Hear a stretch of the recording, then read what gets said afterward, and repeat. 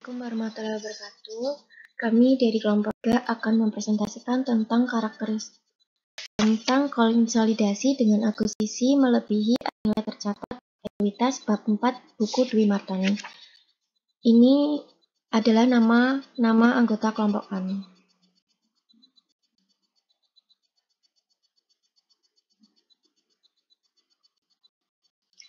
Yang pertama, prosedur konsolidasi. Pada praktiknya, transaksi akuisisi suatu perusahaan oleh perusahaan lain sebesar nilai buku sangatlah jarang dilakukan. Perusahaan pengakuisisi investor biasanya akan melakukan uji kelayakan due diligence atas bisnis yang akan diakuisisi. Contohnya kita ambil dari buku Dwi Martani menggunakan kasus akuisisi PT Andalas oleh PT Nusantara yang berada pada halaman 103 seperti yang bisa kita baca.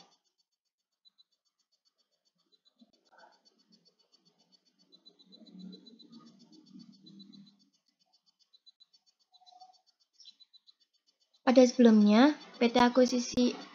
transaksi akuisisi PT Andalas juga menggunakan skema perhitungan yang seperti pembahasan sebelumnya, sehingga diperoleh hasil perhitungan sebagai berikut. Nilai investasi 1,5 miliar, nilai buku saham biasa 800 juta, saldo laba 400 juta, total nilai bukunya menjadi 1.200 juta, selisihnya 300 juta.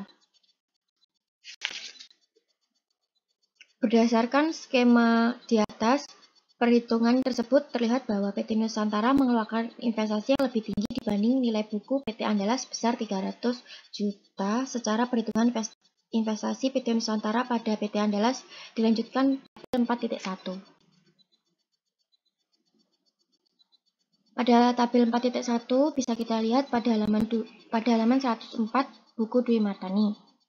Untuk mengonsolidasi laporan keuangan dapat dilakukan proses yang sama seperti yang telah dijelaskan pada bagian sebelumnya berdasarkan perhitungan pada tabel 4.1, maka diperoleh jurnal eliminasi sebagai berikut.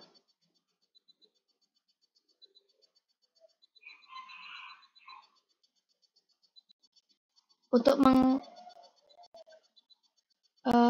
sebagai berikut, saham biasa PT Andalas 800 juta, saldo laba 400 juta, diferensiasi 300 juta. Jadi investasi pada PT Andalas 1,5 miliar.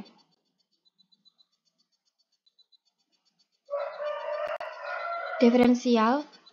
Berdasarkan PSAK 2010, diferensial harus dialokasi berdasar aset teridentifikasi yang diperoleh dan atau liabilitas yang diambil alih yang dianggap menyebabkan nilai wajar dan entitas anak yang dikonsolidasi melebihi nilai bukunya atau dialokasi sebagai goodwill.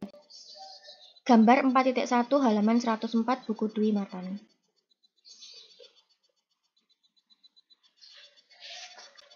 Aset teridentifikasi dan liabilitas diambil alih. Menurut PSAK 2010, aset teridentifikasi yang diperoleh dan liabilitas yang diambil alih haruslah memenuhi definisi aset dan liabilitas menurut kerangka dasar penyusunan penyajian laporan keuangan pada tanggal akuisisi serta merupakan bagian yang dipertukarkan dalam proses akuisisi. Dalam akuisisi PT Andalas oleh PT Nusantara, jika diasumsikan bahwa perbedaan nilai investasi dan nilai buku disebabkan oleh nilai persediaan yang dinilai lebih tinggi sebesar 50 juta dan nilai tanah yang lebih tinggi sebesar 250 juta, maka diferensial masing-masing akan dialokasi ke persediaan dan tanah sejumlah nilai tersebut. Pengalokasian diferensial pada aset teridentifikasi menggunakan jurnal sebagai berikut bisa dilihat pada halaman 105. Goodwill. Konsep kunci goodwill tidak dapat diamortisasikan tetapi merupakan subjek atas penurunan nilai menurut ketentuan PSAK 48. Gambar 4.2 bisa dilihat di halaman 106. Pembelian dengan diskon. Konsep kunci investor mengakui keuntungan yang dihasilkan dari pembelian dengan diskon melalui laba atau rugi periode terjadinya akuisisi. PT Nusantara akan mencatat jurnal sebagai berikut.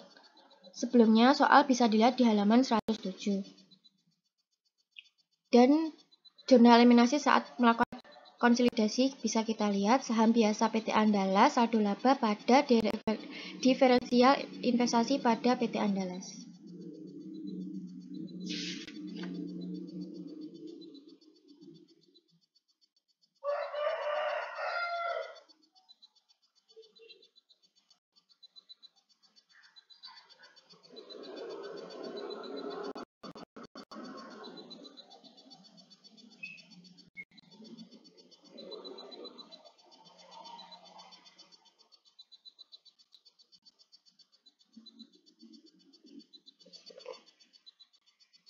Jurnal eliminasi saat mengalokasikan diferensial persediaan tanah diferensial pada keuntungan pembelian aset.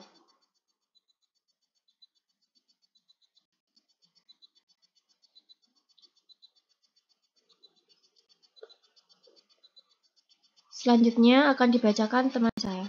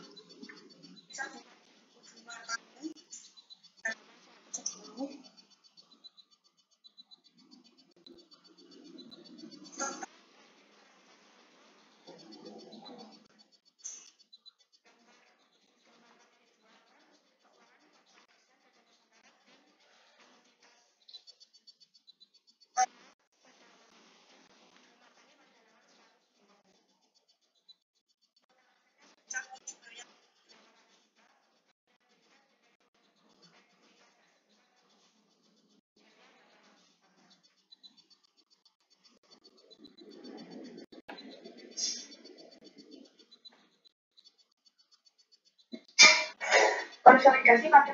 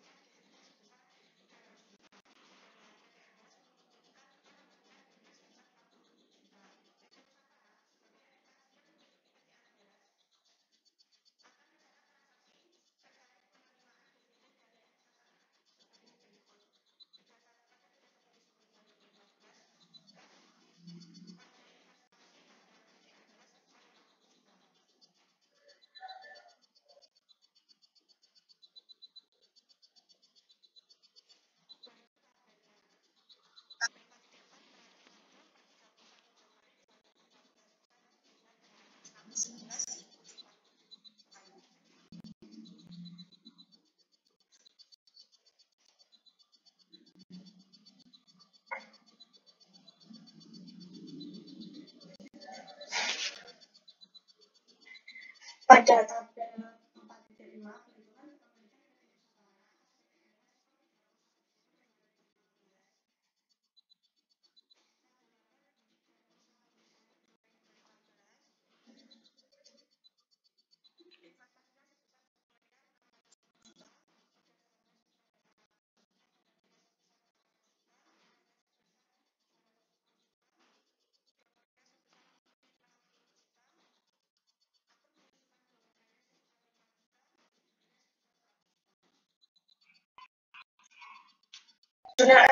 Jurnal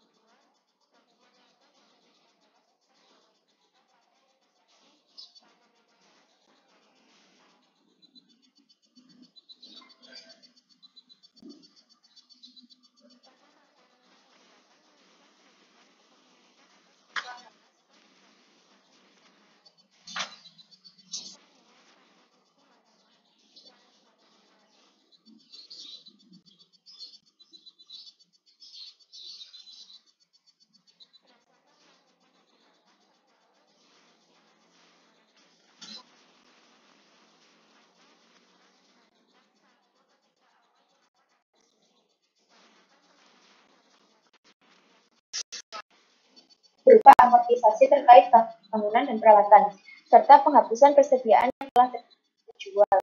Selain itu, dibandingkan tahun sebelumnya, periode ini tidak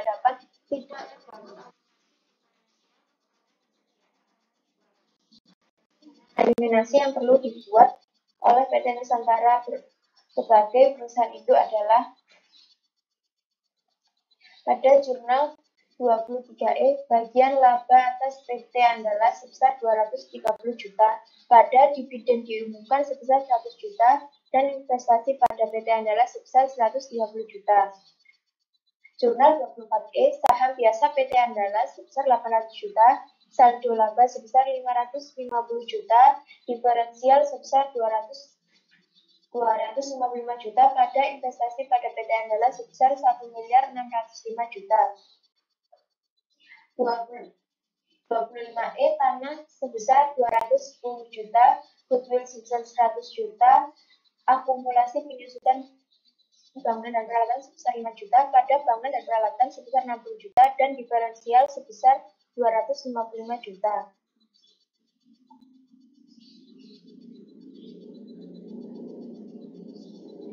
Pada jurnal 26E, akumulasi penyusutan bangunan dan peralatan sebesar 5 juta, pada beban penyusutan sebesar 5 juta. 27E, kerugian penurunan nilai sebesar 25 juta, pada goodwill sebesar 25 juta.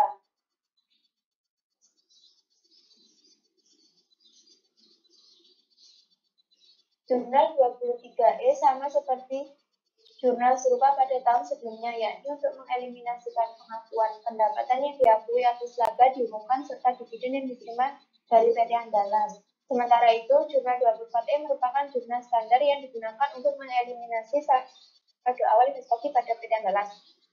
Selanjutnya, 25E digunakan untuk mengalokasi diferensial kepada aset teridentifikasi dan liabilitas diambil alih. Bila diperhatikan, jurnal 25E ini memiliki sedikit perbedaan dengan jurnal 17E yang dibuat tahun sebelumnya dengan tujuan yang sama, yakni untuk mengalokasikan diferensial. Perbedaan tersebut disebabkan karena diferensial yang sebelumnya dialokasikan terhadap persediaan pada periode ini tidak lagi dimiliki oleh anak perusahaan yang karena telah terjual, serta munculnya akumulasi penyusutan bangunan dan peralatan untuk mencatat pengakuan akumulasi penyusutan yang tahun sebelumnya telah diakui.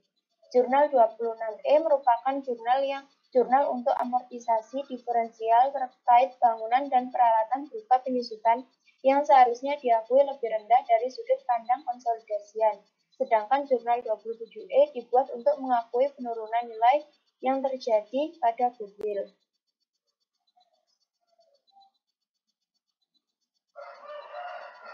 Pada tabel 4.9 dapat terlihat kertas kerja konsolidasian PT Nusantara dan entitas anak untuk periode yang berakhir 31 Desember 2016. Dapat dilihat pada buku halaman 120.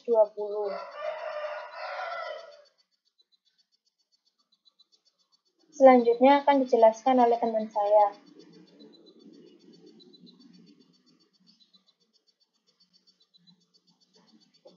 Akuisisi dengan kepemilikan sebagian. Dalam penyusunan laporan keuangan konsolidasi, tidak pada nilai tercatat kepemilikan sebagian. Hal yang perlu diperhatikan adalah keberadaan kepentingan non-pengendali. Karena keberadaan kepentingan non-pengendali pada PSAK nomor 65 revisi 2014 mensyaratkan entitas induk untuk menyajikan secara terpisah bagian dari kepentingan non-pengendali pada ekuitas dalam laporan posisi keuangan konsolidasian. Ilustrasi konsolidasian dengan kepemilikan sebagian ada pada slide berikutnya.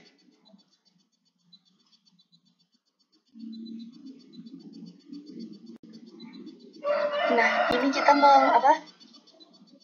menyesuaikan, mengganti soal seperti pada akuisisi PT Nusantara terhadap PT Andalas, ada terhadap pada buku yang menghasilkan nilai investasi sebesar 1.200.000.000 dan total nilai buku sebesar 1.200.000.000 dengan posisi kepemilikan 75% sehingga mendapatkan nilai buku atas kepemilikan diakuisisi sebesar 900 juta dengan adanya perbedaan antara nilai investasi dan nilai buku sebesar 300 juta. Untuk itu, PT Nusantara akan mencatat transaksi akuisisi PT Andalas sebagai berikut, yaitu pada penjurnalan pada tanggal 1 Januari 2015, investasi pada PT Andalas pada kas sebesar 1.200.000.000 rupiah. Untuk pengonsolidasian laporan keuangan sesaat setelah akuisisi, jurnal eliminasi yang dibuat adalah mengeliminasi ekuitas anak perusahaan. Ini menggunakan jurnal saham biasa PT Andalas, saldo laba, dan diferensial pada investasi PT Andalas dan kepentingan non-pengendali sebesar terlampir. Ini untuk mengeliminasi saldo awal investasi yang tadi. Selanjutnya, jurnal eliminasi lainnya adalah pengakuisian diferensial, yaitu menggunakan jurnal persediaan tanah dan goodwill pada diferensial dan bangunan dan peralatan sebesar terlampir untuk mengeliminasi saldo awal investasi.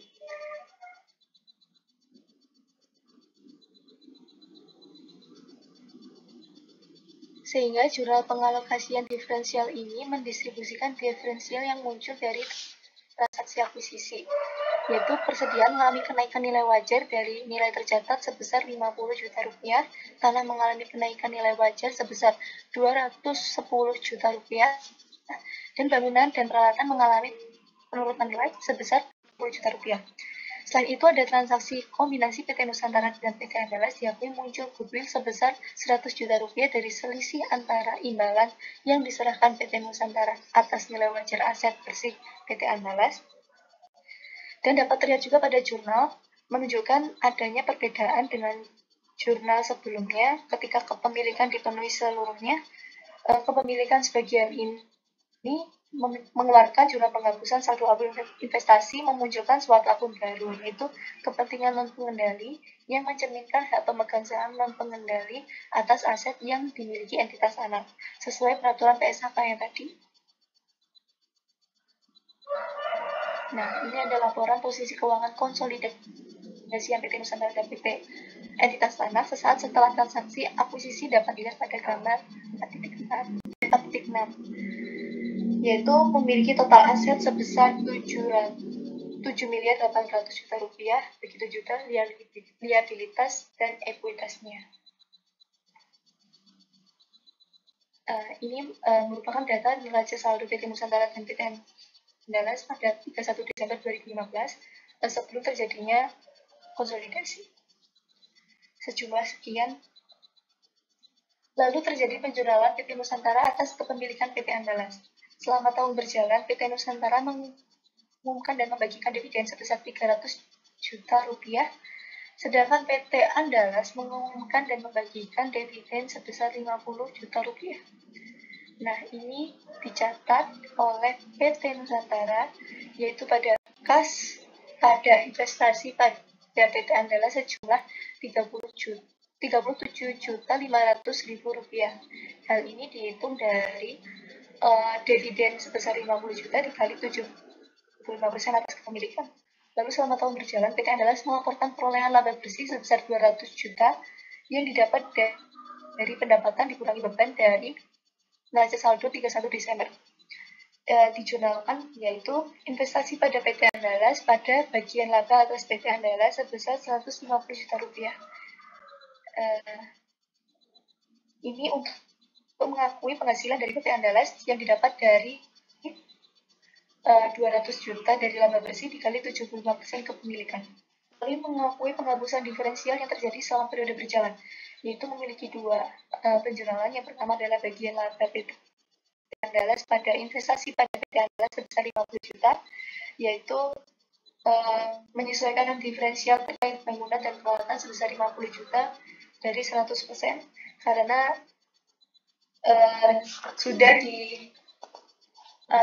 sudah disesuaikan dengan status kepemilikan. Lalu penjualan yang kedua adalah investasi pada PT Andalas pada bagian laba atas PT Andalas sebesar 5 juta. Ini menyesuaikan diferensial terkait bangunan dan peralatan. Ini didapat dari jumlah bangunan dan peralatan dibagi 12 bulan, sehingga untuk penjualan pada bulan Desember ini sejumlah 1 bulan tersebut yaitu 5 juta rupiah. Lalu ada perhitungan kepemilikan dari rasio tadi, sehingga dimiliki PT Nusantara sebesar 75% dan PT Andalas sebesar 25%, yang memiliki saldo awal pada Januari 2015 sebesar terlampir dan memiliki saldo akhir sebesar terlampir, sehingga status non-pengendali modal sahamnya sejumlah 1.605 juta rupiah. Nah, untuk itu terjadi penjurnalan lagi transaksi pembagian dividen oleh entitas anak kepada entitas induk maupun transaksi terkait pengakuan penghasilan dari entitas anak akan dieliminasi. Jurnal pengeliminasian, yaitu bagian laba atas PT Andalas pada dividen diumumkan dan investasi pada PT Andalas sebesar terlampir, dan terdapat bagian atas pendapatan yang diakui maupun dividen yang dibagikan oleh PT Andalas yang kemudian diakui oleh pemilik non-pengendali, yaitu bagian laba kepentingan non-pengendali pada dividen diumumkan dan kepentingan non-pengendali sejumlah terlampir. Lalu penghapusan kepemilikan PT Nusantara atas PT Andalas serta ekuitas pada PT Andalas pada awal periode konsolidasi, yaitu saham biasa PT Andalas, saldo laba dan diferensial pada investasi pada PT Andalas, dan kepentingan non-pengendali sejumlah terlampir. Hal ini digunakan untuk mengeliminasi transaksi-transaksi yang sudah dibagi kepemilikan, maksud saya.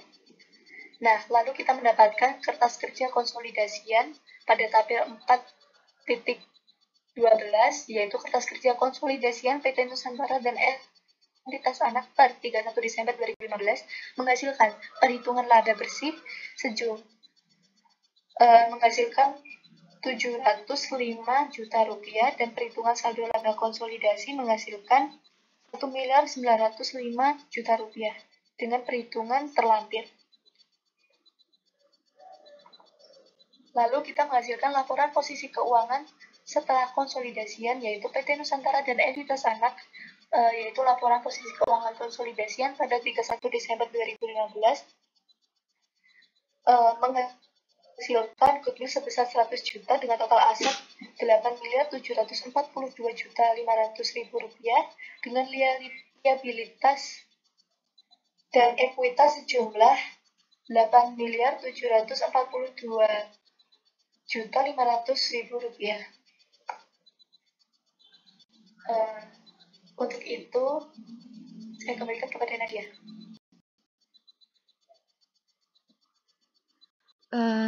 Kami dari kelompok 3 teman-teman untuk menjawab soal dari kami yang nomor 1 dan 2. Yang nomor 1 itu, jika investasi kepemilikan 70%-nya 490 juta, maka berapa nilai investasi kepemilikan kita jika 100%?